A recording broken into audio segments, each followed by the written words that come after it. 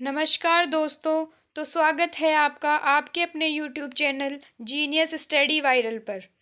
तो दोस्तों आज हम बात करेंगे इंग्लिश के मोस्ट इम्पोर्टेंट वर्ड्स की जिनका हम डेली यूज़ में प्रयोग में लेते हैं। तो सबसे पहले हमारा वर्ड है बट। बट का मतलब होता है लेकिन।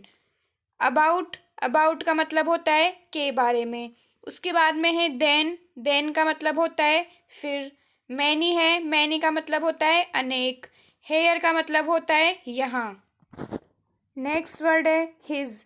हिज का मतलब होता है उसका या उसकी। ये वर्ड मेल के लिए यूज़ में होता है पुल्लिंग के लिए। हर। हर का मतलब होता है उसका या उसकी। ये वर्ड यूज़ होता है फीमेल के लिए यानी स्त्रीलिंग में। इट्स। इसका मतलब होता है इसका या इसकी। ये वर्ड नॉन लिविंग थिंग के लिए यूज़ में होता है और एनिमल के लिए भी यूज़ में होता है। अस। अस का मतलब होता है हमें।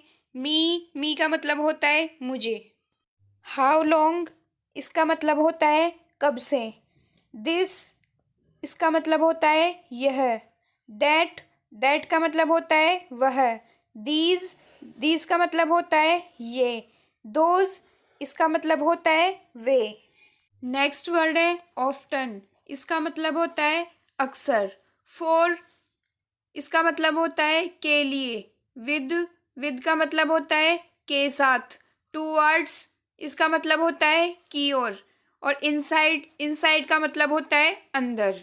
उसके बाद में है शी। शी का मतलब होता है वह। ये वर्ड फीमेल के लिए यूज लिया जाता है। इट। इट का यूज होता है नॉन लिविंग थिंग और एनिमल्स के लिए। ये पहले भी बताया गया था। अवर। अवर का मतलब होता है हमारा या हमारी। योर। योर का मतलब होता है आपका या तुम्हारा। देयर। देयर का मतलब होता है उनका या उन लोगों का। एनीवन। एनीवन का मतलब होता है कोई भी। No one. नो वन का मतलब होता है कोई भी नहीं। एवरीवन।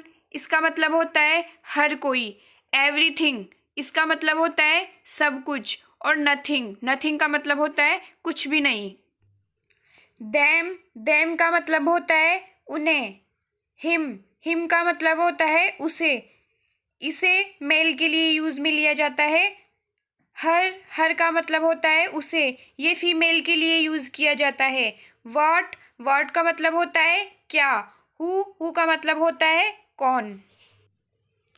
आई। आई का मतलब होता है मैं।